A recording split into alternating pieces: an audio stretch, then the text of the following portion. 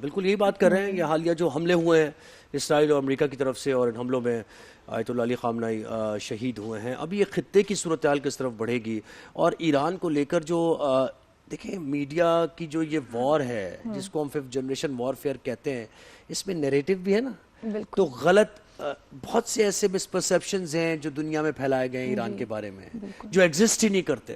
تو یہ کیا ہم یہ بھی بات کریں گے؟ اور علماء کا کردار اس صورتحال سے نمٹنے کے لیے اس ریجن میں یہ جو انریسٹ ہے، تو اس میں اب کیا کردار ہونا چاہیے علماء کا، اور وہ کیسے رہنمائی کریں گے، تو ہم نے بات کرنی ہے کرنٹ افیئرز پر بھی. اور تقریب بھائی جو ہے ہمارے کا تو تعلق بھی ہے، بالکل علامہ صاحب کا تعلق بھی ہے، ایران میں رہتی ہیں اور خود بھی کافی عرصہ انہوں نے وہاں گزارا ہے، تو وہ وہاں کے اس لیے حالات بھی بتا سکتے ہیں، وہاں زندگی کیسی، اور یہ جو رجیم چینج کی بات کرتے ہیں، کون سا ظلم ہو رہا تھا لوگوں پہ، کیسی کیا زندگی بہت مشکل تھی.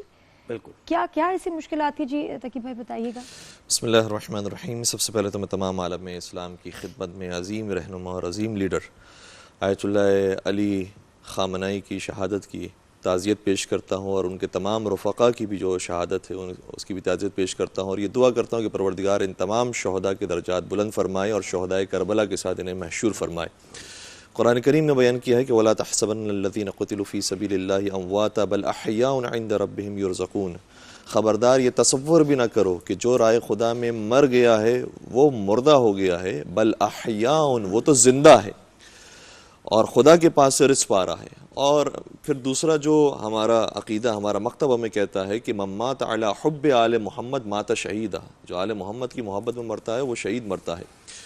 تو بہت بڑے لیڈر کی قربانی ہے، اور چاہے یہ قربانی ہو جائے لیکن خدا باقی ہے، اس کا دین باقی ہے، اس کا مذہب باقی ہے، اس کا قرآن باقی ہے، اور ہمارا مشن بھی باقی ہے. تو اسی مشن کو کہ جس کو اس عظیم رہنما نے قائم کیا تھا، ہماری قوم اسی کو آگے لے کر چلے گی. اور یہ واحد مسلمان لیڈر تھے کہ جنہوں نے اسرائیل اور امریکہ کی آنکھوں میں آنکھیں ڈال کر ان کو جوابات دیے ہیں، اور ایسے شجردار شخصیت تھی کہ جن کے سائے کے اندر آ کر لبنان کے مومنین، فلسطین کے مسلمان، دیگر جو خطے ہیں عراق کے، افغانستان کے، تمام خطوں کے اوپر ایک خاص ان کا کرم، ایک مہربانی اور ایک ان کا دست شفقت موجود تھا، کہ جس کے بعد مسلمانوں کو ایک حوصلہ تھا کہ جب تک یہ باقی ہے اور یہ قیادت باقی ہے تو یہ مشن اسی طریقے سے آگے چلتا رہے گا، اور کوئی بھی ہماری طرف میلی نظریں اٹھا کر نہیں دیکھ سکتا.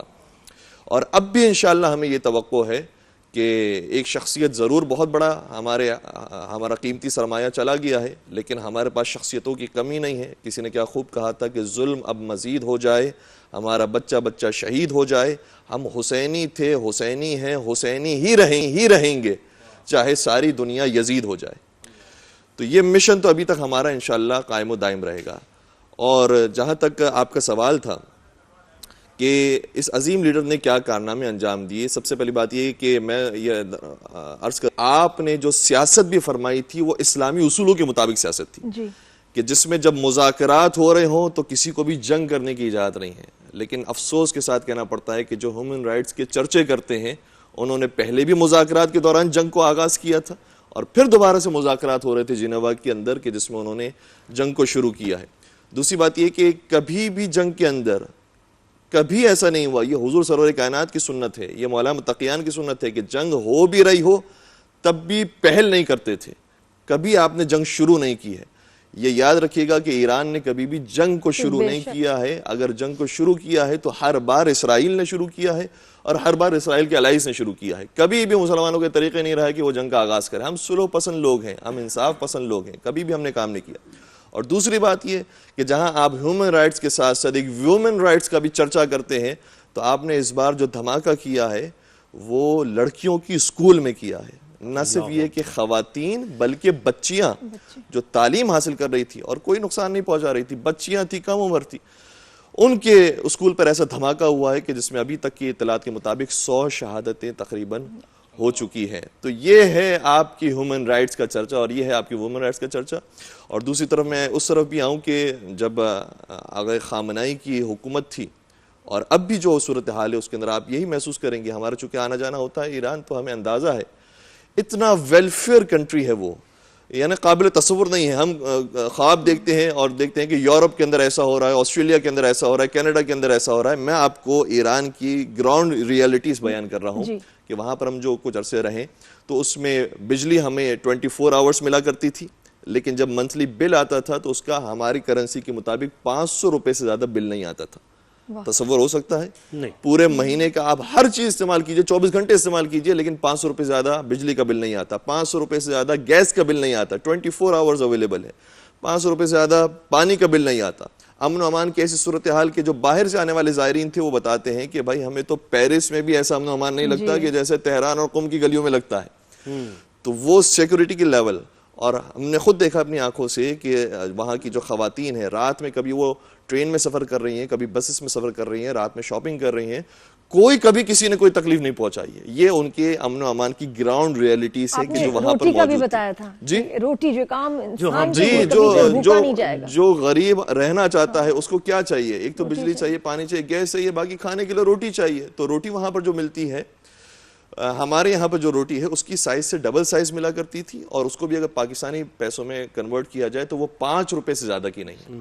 5 روپے کی روٹی ملتی ہے، اور اتنی سہولیات موجود ہے. ہمارے جہاں پر ہم رہ رہے تھے وہاں کے قریب ایک پارک موجود تھا، اتنا بہترین اور خوبصورت پارک تھا. وہاں پر بچوں کو لے کر جائیں، فری آف کاسٹ ہے، وہاں پر جتنی دیر بیٹھنا ہے، اور اتنی خلوت وہاں پر موجود ہے کہ آدمی یہ محسوس کرتا ہے کہ جیسے وہ اپنے پارک کے اندر آیا ہوا ہے. یہ ہے ویلفیئر کنٹری کہ جس کا تصور، ایک امیج بنا دینا کہ ظلم ہو رہا ہے لوگوں. جی جو ہم اس کا جو نعرہ ایک بلند کرتے ہیں کہ مدینہ طیبہ اور دولت مدینہ کا، اس کا تھوڑا تھوڑا سا عکس ہمیں نظر آتا تھا ایران کے اندر. یہ اس کی میں گراؤنڈ ریئلٹیز ہیں جو آپ کی خدمت میں بیان کر رہا ہوں، اور اتنا امن و امان کی بات. بالکل صاحب، مفتی صاحب کو بھی شامل گفتگو کرتے ہیں. اور مفتی ابوذر غفاری، یعنی کیا اعلیٰ آپ نے شخصیت جو جن کو پیارے نبی جن سے محبت کرتے تھے ان کے نام پر آپ کا نام ہے. تو مفتی صاحب مجھے کہیے گا، آپ کی ہی گفتگو سے اخذ کیے 2-3 جملے علامہ صاحب نے جب ہم بریک پر بات کرتے، آپ نے کہا کہ ایک سایہ دار شجر تھے.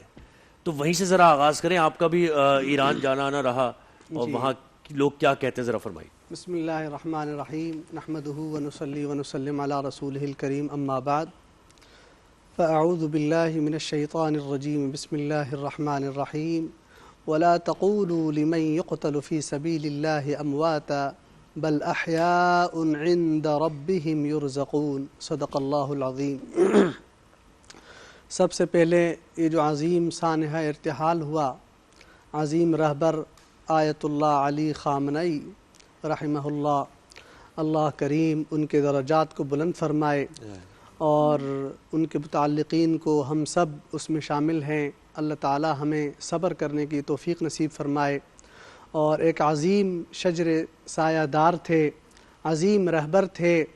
میں تو سمجھتا ہوں کہ فلسطین کی توانا آواز تھے. فلسطین ایک توانا آواز سے آج محروم ہو گئی، اور جس طرح انہوں نے اسرائیل کی آنکھوں میں آنکھیں ڈال کر ظلم کا مقابلہ کیا، اور امریکہ کے خلاف انہوں نے جو عالم جہاد بلند کیا، میں سمجھتا ہوں عظیم کارنامہ سر انجام دیا. تھے تو بزرگ، لیکن ان کا عزم جوان تھا، ان کا ارادہ قوی تھا، مضبوط دل، مضبوط اعصاب اور مضبوط ارادوں کے مالک تھے. عظیم رہبر تھے، عظیم شخصیت تھے، کمال کے انقلابی لیڈر تھے.